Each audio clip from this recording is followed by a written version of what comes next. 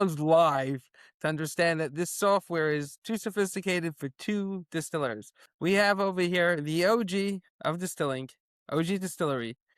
His name is Max, and I believe he is the top distiller out there. Definitely out where he is in Iowa. If you're on a road trip this summer, make sure you stop by. And Max, like his name, is the max you could get in this industry. He's awesome. He knows his stuff like nobody else.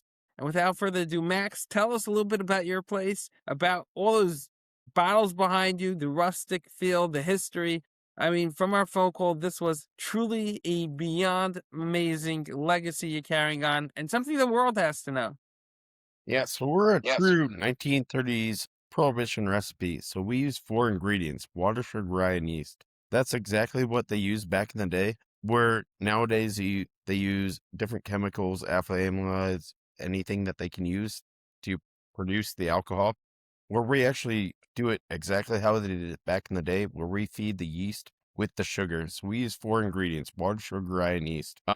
We have a special strain of yeast that we use throughout Carroll, where they're the only ones that can grow it for us, but it works the best for us, and they also are organic certified. So being organic certified, you have to go onto their field for over 4 years, that the federal government does, and they can test your soil anytime throughout that and make sure that you're using everything organic. So we've passed through that. So we're 100% certified organic. So I just want to pause for a second because Oh, this is no actually problem. something I'm learning right now. This is Yeah. not an efficient, this is not a max cost efficient process. What you're describing, I just have to use a pun on your name Yeah. because No there's no problem. Yeah. chemicals, no chemicals. You're, I mean, this is prohibitively expensive, from my understanding, Yeah, to everything create. has to be certified organic. So when they go on there, you can't use any pesticides. You can't use anything on their entire field. So they scheduled out a certain part of their field for us for their rye. So it's certified organic. And once it's done with that, the feds can go out there anytime and check it. So yeah, like you were saying, you can't just go out to a dirt field and check it. Yeah. There's no, but what you said is that there's no chemicals, so the yeast is going to be, no matter what you do, is going to be less efficient on the sugar molecules. Well, The whole the yeast process, is later on, but yeah. what you described But over here, is a craft. yeah, the rye is certified organic. Yeah. And take it on. Wow. Okay, tell us more about this field, about what's going on over here.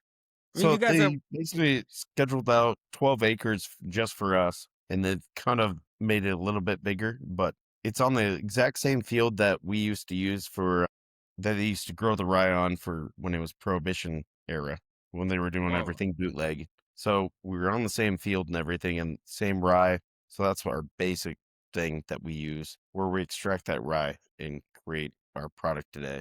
So we're using the exact same thing that they used back then. Don't tell me you're cutting it by hand as well. That It's would a be little too different intense. process, but no, not really, yeah. I mean, we get the full grain rye in, and then, yeah, we process it. I can't tell you that part, that's a little bit of a secret. But we get the full grain rye, so it's just like cereal rye, where a lot of people use it as a cover crop during the off seasons, where it works great for us because they use that for cover crop, where we use that for our grain. So it kind of works great for their soil and for us. So Okay, so it works good out for the most farmers and for us. And so can you expand a little bit about that? Because most people think liquor grows in the liquor shop.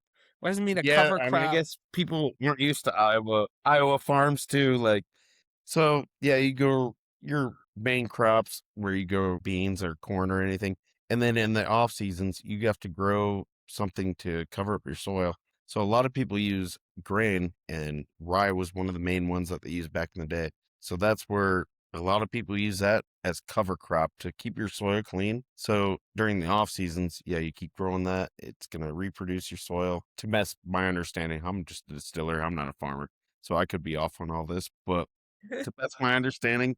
That's what I understand it as. They keep the cover crop, keep the soil clean, and that's what rye did back in the day. And then it actually became something that they could use to produce alcohol too. So it was a Wow. cover crop, turned into So basically what's something a that you farm could like? produce and create a product with that you could sell. But it was also back before anything could start. Very interesting. What is a farm like out there? Is it like the New York Maine size farms where you can practically walking, or you probably need a car? But you need a car in any farm out here in Iowa, yeah. I mean, this is more than I thought. So you got the Yeah, farm, but they put out. they also don't use their whole farm for it, like, it's just cover crop, so it's just certain parts, but these farms out here, yeah, you need something to drive around there. It's There's how an old joke that a farmer in New York commented he was stuck in his car all day because it broke down, so he couldn't farm. So the farmer in Iowa says, "Same here. It takes me 12 hours to get from one side to the other." So that's how I knew your farms were not our size. Oh, yeah, our farms are, yeah, way bigger, but Super cool. Okay, so let's move on, and we got Iowa rye coming into the plant. Give us some more information on what's going on in the distillery, your bottles, history, and you running with the laws. People like action. So well, along to the farms back in the day. So, I mean, our original start in the process and everything was going on to Lorene's farm back in the day, and they wanted to bootleg on our farm, and they had kids and everything, and they were like, "Nah, we don't want to do that." But they also ended up they had to pay for their farm and they had to pay for everything. So they eventually were like, "Yeah, we want to do this." gotta make the Well, dough. it kind of changed things too, where maybe Lorene got her kids went to school and she got bored. But anyways, Lorene became the kingpin of the whole operation. So she kind of created her baker's recipe, which we use today, where their big batch recipe, they made over 300 gallons a day. They were making about 75 bucks a day, which is big back then, but it didn't all go to them. It went to their workers and everything. So Lorene decided to make their side batch, where that's what we use today. Their baker's recipe is what we call it, which is the four ingredients: water, sugar, rye, and yeast, and that's it. So can you tell us a little bit about this family, the legacy? This is super. Yeah, so It's I mean, as classified. much They're as we gonna dig know, up the yeah, as much graves. as we know, yeah, Lorene was kind of the kingpin. Frank did all the side batch, so Lorene did all kind of the cooking, doing the batch, doing the rye. Frank did all the side batch, so he was doing all the shipping and everything. So one of the biggest things that they had was their problem was going up the sides of they were all on gravel roads back then. So they had to kind of chain up everything. So Frank's idea was chain up all the chains on everything and nobody here is coming up the sides of the roads. So that was kind of Frank's thing. Like he kind of thought of that and he was doing the shipping. So nobody could hear him going up the sides of the roads when they were doing their deliveries or anything. When dropping it off, he could just pull up there, drop it off, and get it done. Nobody hear those clinking chains or anything. I mean, this is a whole different world of bootlegging than where I am, because bootlegging over here in Manhattan, New York, was all mafia. Yeah. You know, this is a guy's just needing a good drink. Yeah. Locals sharing with locals. Oh The yeah, sheriff it's probably completely placed an different. order. Well, there's different stories of the sheriff too, where back in town, they in Templeton, where we're kind of part portrayed with that. There were the priests downtown, and they actually would let people know when the sheriffs were in town on bootlegging, where they would wear their hat sideways on certain days. And then you would know that somebody's in town. Priests were in on it, guys. Yeah, back in the day. I don't Come, know, but coming for the congregation. I they're helping people, but it was back in the day, so yeah, it was completely different than it is now. I can't see it he's doing Love that it. now, but back in the day, that's really cool. But It's Tell me, it's Frank and what was her name again? Lorraine, Lorene.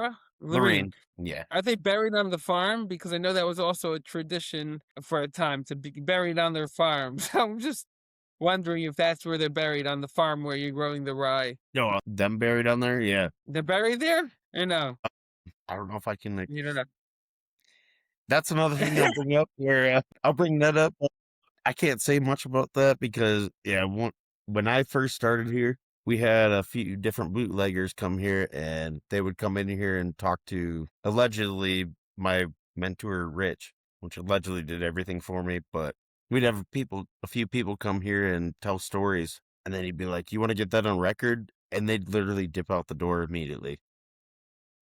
And I was like, "So I Oh, can get their actual yeah." so let's get it on record now. What they shared with We you. would like to, but they all think that they're still gonna get in trouble, even though it's their ancestors getting in trouble. That's what I was getting into.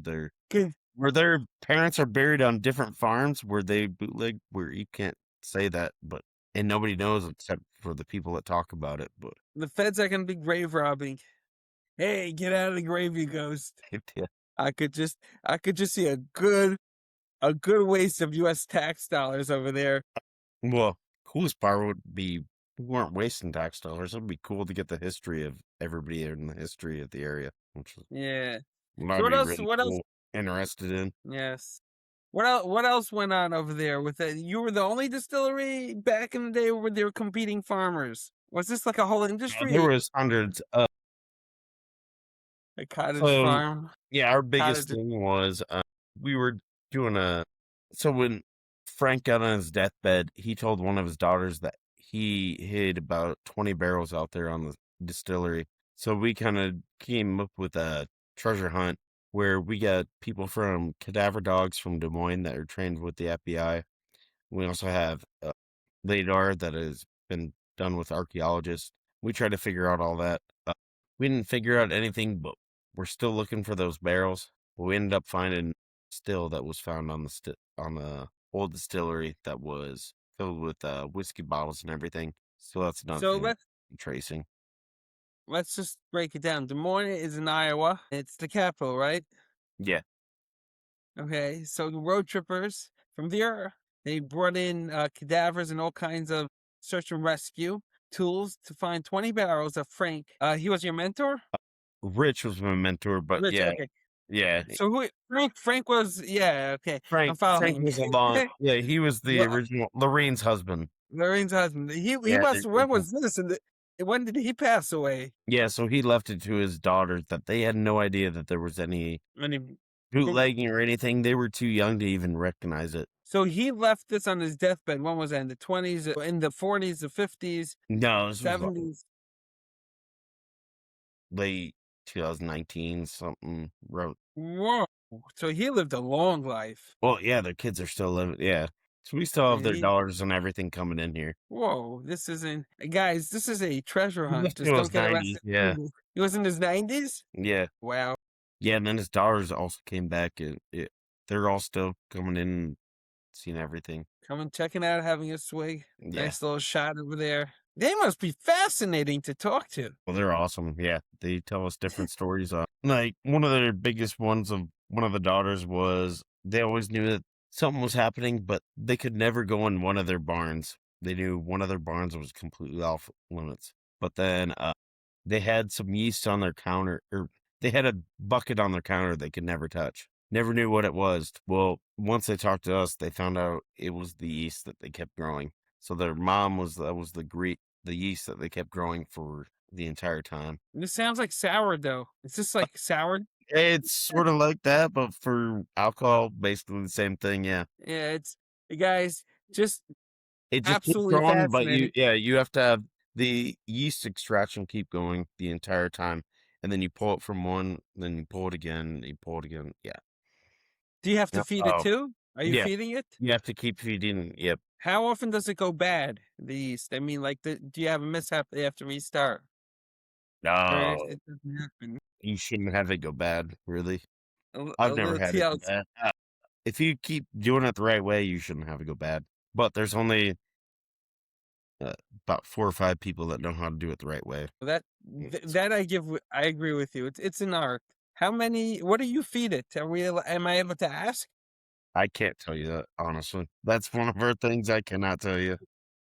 I There's know I was only yeah, stepping on eggshells. Guys, this is what's really cool. Okay? I Most can tell you the distilleries, I can tell you the 4 ingredients. I just can't tell you how I grew up. But it's water, sugar, rye, and yeast, and that's it. But I can't tell you the rest of it. so guys, just to break it down, Max, explain how important integral yeast is to the fermentation and to the taste.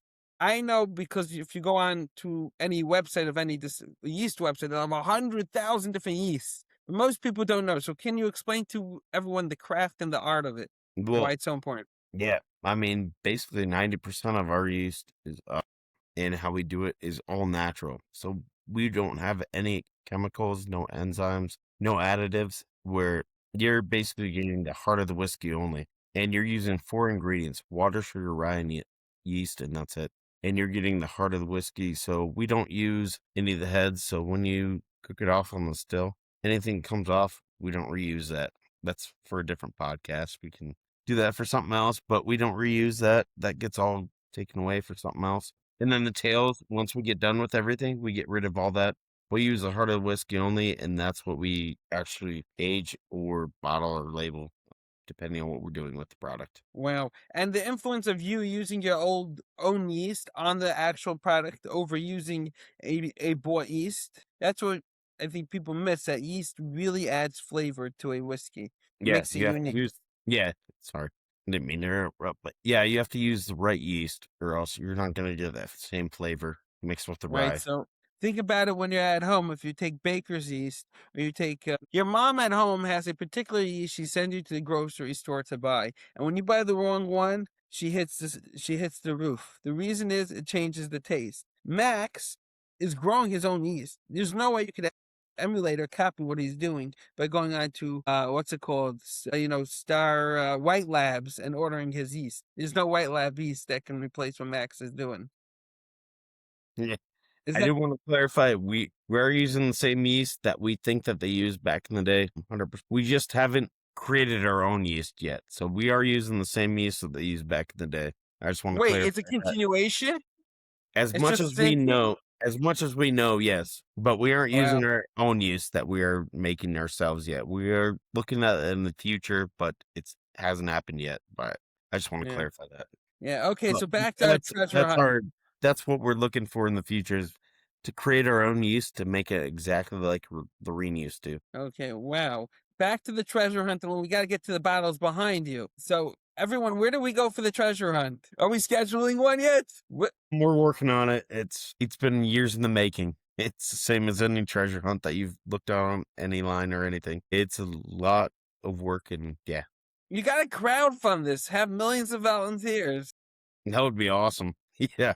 We're looking for it. We want to find those barrels, but I mean, I could tell you to leverage this as a marketing opportunity, bringing everyone some bourbon. no, It's a fantastic bourbon, and have a treasure hunt. You'll get volunteers. dude, it would be Oh, no awesome. Yeah. problem. Yeah, Oh it'd be my, awesome. Where maybe that's another extremely glad. marketing thing that you're talking about that we can promote. Yeah. One day a year, guys, come with your metal detectors. I mean, they age it in barrels, right? Yeah. Yeah, it Drums should or be. barrels? Do we have any idea? There should be. Oh, it was a long What are time we ago. looking So it for? should be they're barrels. Should be New American white oak barrels. So and with yeah the same strap. So they should be kind of easy to find. But So, if you know where they're at, yeah, if you know, we have if famous you know last where words. they're at, yeah, Spread over 500 square miles, because the farms yeah, in Iowa are not the size of New Jersey or New York farms. Like, in my mind, it's like, what's the big deal? You gotta walk out. You got 3 acres. Go with a metal detector, and you'll find it. Not in Iowa. That's not a yeah, farm. That's called your pet. That's called your dog pen. yeah. So, I just what do you expect to find? Just the hoops, or possibly what's soil like for? They put in a cave. Did he give any details? I mean, this is I mean, intriguing. our main thing that we want to find is product, but so if we can take that, we can extract the yeast and find exactly what they wanted. But I mean, that's the coolest part. But also, my part is I want to try what they made back and then. Like, I just want to try it. If there's a little sample in that barrel, I'll try it. I I, want to I see what mean, they made back in I mean, my Prohibition and guess would everything. Yeah, I want to see if it compares to what we tried. But our main thing is getting the yeast extraction and then going to a lab and then they find out exactly what we used where we think we're about 99%, but we're not sure. So we just want to clarify. my guess would be that Frank didn't bury it in a way that would disintegrate. Is that correct? I mean, No, it's because it was an immediate burial where he had to get those out where he thought his farm was getting raided. So he Ooh. buried everything. And anyways, it happened to be his farm right next door where it was his uncle, Barney Sextro, that actually got raided. So that's where they were like, well, we already got buried and we're already out of it. And we got lucky that somebody else got raided. And they just kind of said, we're going to leave everything in the ground. That's as far as we know it from there. Did they nail him? Did they get Barney?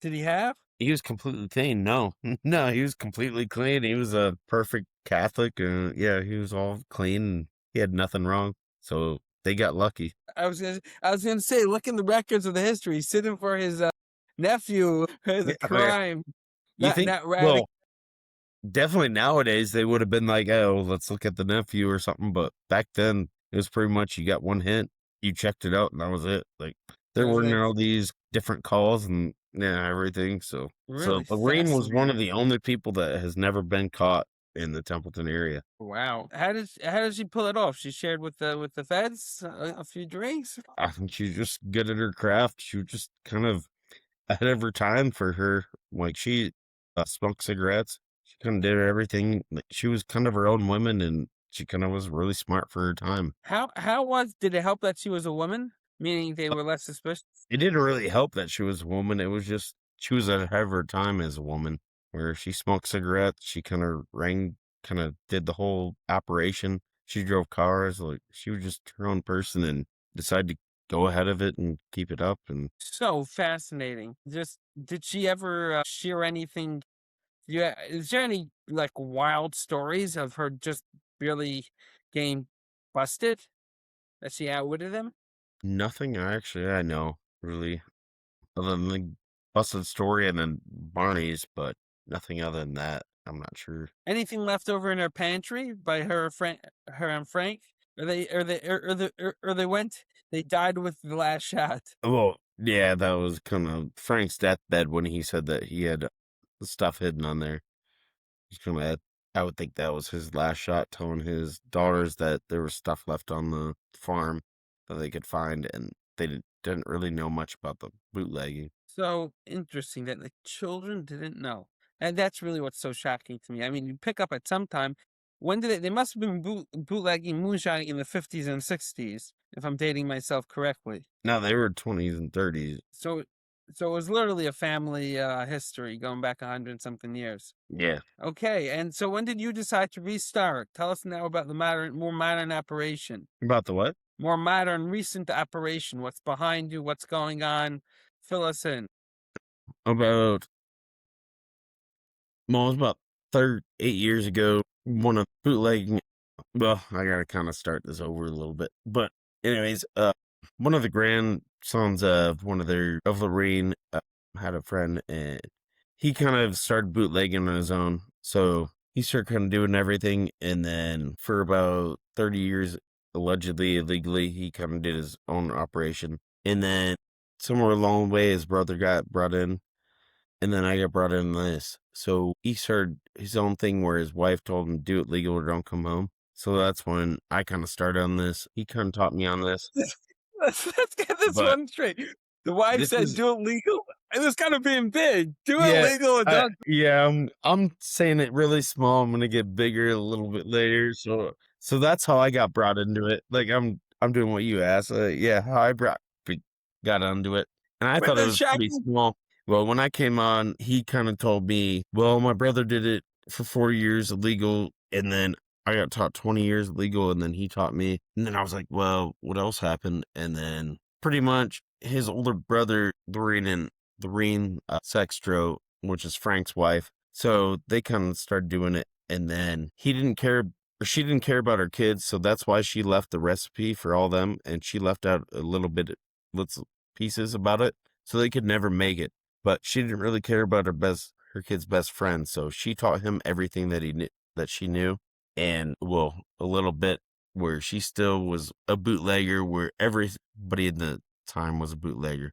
So she left about little bits of pieces for him too. So it's really confusing. But anyways, he finally went to her at the nursing home and said, "You're missing out bits and pieces." So she told him. So then he found that out and then told Rich, then told me. So and then Rich has also been a mentor the entire time. Wow, what a history! It's kind of short And then bits and pieces of it, but yeah.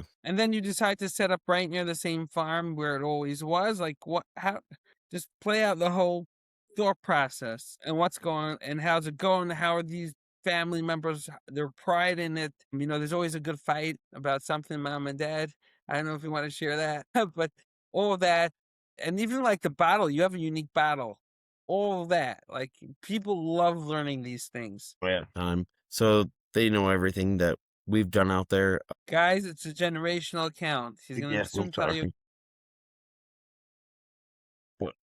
All right, what was the question again? I'm sorry. The family, do they ever come? How do they interact with the modern day distillery, the legacy? We touched upon it early on the show, but let's hear who claims it is the family legacy. These are always the fun stories, and like who's designing your glass bottles? I see of a unique shape. Is it also continuation? Fun facts. And do you have the old whiskey still that you dug up on display? Oh, yeah, we definitely have the old whiskey still.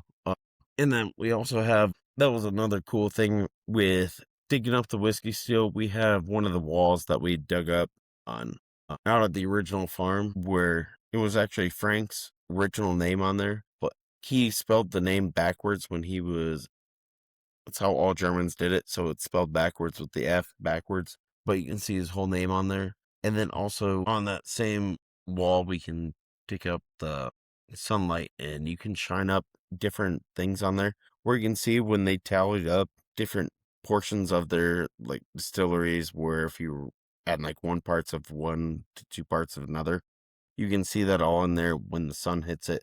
And they just use it like a chalkboard. That's really cool. So we have that in our distillery. I love the history. Let's go dig deep into it. Say hi. We got the little man here. He's listening.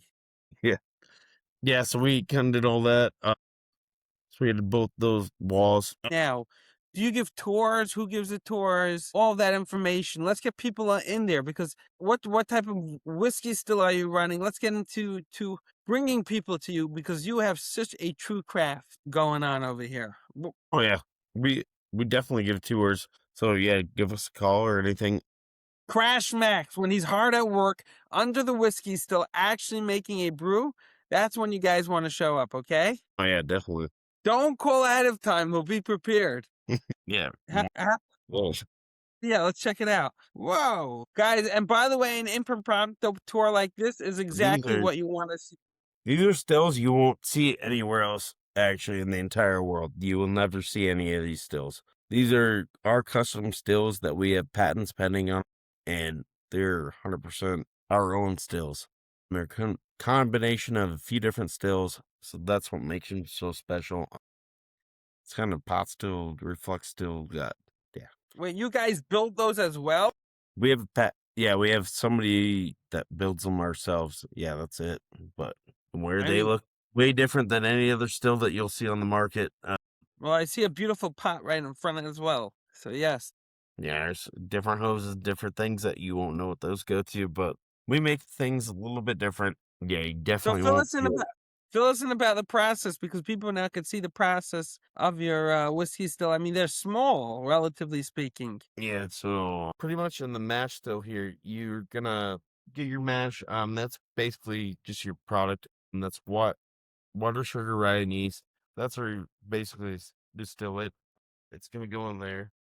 It heats it up, and here it goes through here. Then you're getting it down through here, where this is actually gonna be what's gonna come off. Where I guess you distill it, your actual alcohol go through here, and then once you Where go through, where do you take the measurement for the feds? You have the that's what tool to show that's everyone? what I'm just getting into now. So yeah, so often here you're gonna turn off this. It's gonna take off that distill to the feds, like he was just talking about, and then you have the train bottle there where we have it marked where you have to take it off. Where there's 12 different chemicals there's 12 different chemicals that are gonna have to come off between 153 degrees and 173 degrees. It'll paralyze, blind you, or kill you. So we make sure that you get all those off. So we take off 4 times more than you're actually supposed to when we do Whoa. everything. And then we also don't reuse those. We use those for weed killer, ice melt, pretty much anything we can get rid of for. But it's And you can't drink it, okay, guys? I know you do think you're not gonna go drink it get a yet. do not drink it. I love the guy that goes, "What? You could drink floor cleaner, because I tell him you could use it for floor cleaners. No, better off Well, drinking vanilla. funny part is too, people are like, yeah, you can't do anything with that. Where we throw it down the floor, like ours is so natural, you can use it and you can just dump it down the floor. Like a lot of other places, you have so many chemicals that you can't do that. Where ours, you can just throw it away. Where I we mean, don't like to do that. We like to use it for anything we can. Like just get rid of it. Might as well. But if you needed to, you could actually throw it on the floor and it wouldn't mess up any of the fluorides or it. I see in the distance a huge amount of barrels. That's super. Are those full? Oh, no. You can go back to those. I'm gonna have to come visit you guys. Dude, you should do a, yeah, definitely live tour or anything. No, these are all ones that we've emptied over here. These ones are all that are full that we're looking to sell, where we're pretty much already sold out. So people want to buy, Wow. pretty much sold out, but they can try. So this is so just walking through people through a barrel room, okay? So if they're doing a bourbon, they need to use a brand new barrel, okay? That's also one of the reasons why I always feel that bourbon should be more expensive than scotch. Costs a lot more to produce because you have to buy a new barrel every single time. So we're not getting our fair slice of the pie. That's the first step that and this is my I'm just letting go of steam right now. All That's right. number one. Number two is then you gotta sell the barrels. You usually get about like $100 a barrel on a lucky day. When you pay like $600 for the back, it takes up warehouse space. It's a real pain to deal with. But that's a huge amount that you've emptied over there into bottles. I have been trying to. Yeah. So tell We've been moving faster than we thought. Yeah. Tell us about that process because I mean, your product should be. I'll just be fair with you. It sounds unbelievable and beyond. It's organic, it's clean, it's wholesome. You know, I always argue with people. They tell me when I distill it, so I'll have little flakes in the bottle or something, you know, a little black of the char. Like, well, I went to the liquor store and they were all crystal clear. And I said, yeah, and they all had caramelly 150, whatever, and 16 times filtered and whatever chemicals. I said, every good distiller knows not every batch is going to be perfect, exactly the same.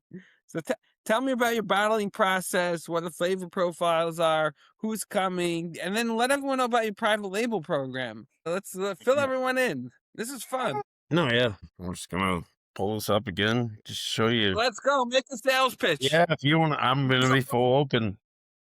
This is our barreling operation. So it's our barreling thing. We do two at a time. We started over here where we clean everything. Then we go over here, we bottle everything. Yeah, we kind of do everything there, and then we go over here and we or bottle label everything. So we can do everything completely right here. Are you labeling by hand? Yes, 100% by hand. You guys should throw a label party. We thought about that. Yeah, we would love to do that. Bring in the road tripping cruise. Yeah, wish we had a bigger town, but yeah, we're in a smaller one. But yeah, You know, listen, if you can make yourself a stop on a road trip, a treasure hunt, a corn maze or something, and just having fun. So behind you, all those different labels, are those all the same spirit in the bottle? Are you doing multiple different types of spirits? What else do you produce? they're basically all the same spirits, just different type of labels. So if you buy a whole barrel of one spirit, so if you buy one of our black label whole barrels, where they're only 15 barrels, 17 bottles. So if you buy that whole thing, you can custom label it and then create How your many own bottles label. in the barrel? About 72. 72. So that's a small barrel. How many gallons? Yeah, Is that cask strength? it's technically 16-gallon barrels, about 15 gallons of what you get from everything. Wow. How long does it take to age? I mean, that should be like express aging. Yeah, we are kind of express aging. We're 15-gallon barrels. So what anybody else does in 5 years, we do in about 2 years, maybe 2.5, depending on the product and depending on everything and the flavor and taste profile you want.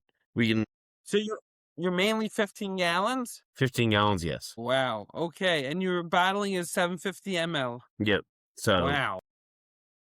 roughly get about 72 bottles a barrel, and depending on the proof that you want. I mean, if you want higher proof, you might get around 70 or 60, sorry. But Barrel strength. I yeah. mean, Or this is a really unique operation. So using smaller barrels, I can't even begin to imagine what the price cost must be because as the barrels get bigger, and I just want to educate everyone out there on how truly special Max's operation is, because there's an incentive to use a larger barrel, because a larger barrel, say, would be $600, and a barrel half that size is not $300. A barrel half that size of a 53-gallon barrel or whatever, which is priced at say $600. The next size would be 450. So it doesn't halve, okay? It's not like an equal formula.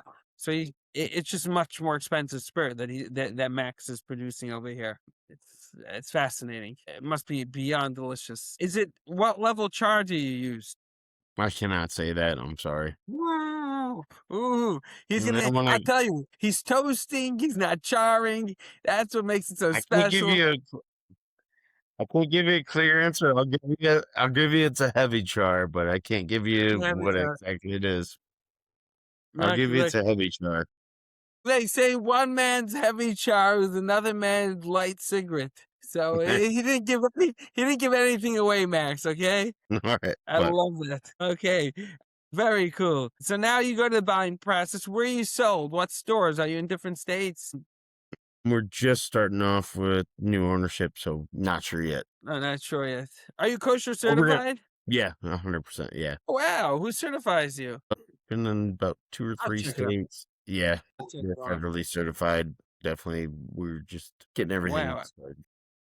I'm loving this your operation. It is so cool, Yeah, guys. we're gonna be in Iowa, Nebraska, New Jersey, Nevada, New New York, Jersey, Connecticut. New York, New Yeah, Jersey. We're the Under Armour of the world. Why would you ever come yeah, to us? that's our main places we're trying for right now. New Jersey, where you're bound to regret doing business with us. I'm not doing a sales pitch for my home state, okay? Downright misery. New York is great laws, legal system for alcohol. Unbelievable. I'm just not going to sing the praises of New Jersey when there's no praises to sing. So New York's easy. Have you tried hard on New York? It's I just think it's probably competitive. different than what you're thinking with alcohol. Alcohol's so difficult, but yeah, we definitely want to be there if we can. Yeah. New York. I'm not a fan of New Jersey, but hey, some people love the state. Okay, guys, I love New Jersey. I don't want the feds knocking on my door shortly with an excuse. New Jersey is a great state for business. The most business friendly state out there if you knock out 49 before us. Anyways, oh, laying out steam hot on the air. Okay. Back to Iowa. Let's wrap this up. Wow. So you just rye? Yeah. So you guys really know rye. Oh yeah. It's you're not some distilleries, and I'm not gonna knock anyone because sometimes they really got it all well, but some do everything and are masters of none. Have you ever? Yeah. I mean, You're masters of one. yeah. I can say one story if you want. Yeah, go for it. We love We stories. had this tour that was coming in. It was a friend of ours that had been here like two or three times, and it was from a local Hy-Vee, and he was coming here with his employees, and they finally came here with their third time, and one of their employees was like, "I wasn't going to come here." He goes, "I couldn't believe this when I came to your distillery." He goes, "I thought there was just going to be exactly the same distillery I went to every time. There was just going to be a bunch of 40-year-olds pushing buttons." He goes, "I came here and you actually have a distillery and you guys actually do stuff and you guys aren't just a 40-year-old person pushing buttons." He goes, "I'm so glad that I came to here." He goes, "I was completely going to cancel it out." And he came here and he said he loved it. And he goes, "This is completely different than any distillery that I was going to come visit." And I was like, "I hate to say it, but can I share that story?" And he said yes. And I was like, "Man, I want to share it with everybody because we're completely different than anybody else. We're true Prohibition. We're four ingredients: water, sugar, rye, and yeast. We do it exactly how they did it, and we're proud to do it every day the way that we were taught." Max's Distillery. I love it. Are you able to take people on real tours and show them around? Yes, so if they give us a call or anything, yeah, 100%. We can give them a So tour you anytime they want. Yeah. you're not like in New York. We don't really give tours because of insurance related issues. No, And Iowa, we they can do anything. Yeah. wow. Okay, guys, wrapping it up. Max, last words. This was beyond eye opening. Basically, showing up, Max. Show up No, on Max. I appreciate you and let me share our story with everybody else. We're gonna keep on pushing it because I love your distillery, and if I'm on the road, Yeah. I'm headed towards you. Oh, Thank definitely. you. We would love to have you. I appreciate it. Yes, hold with.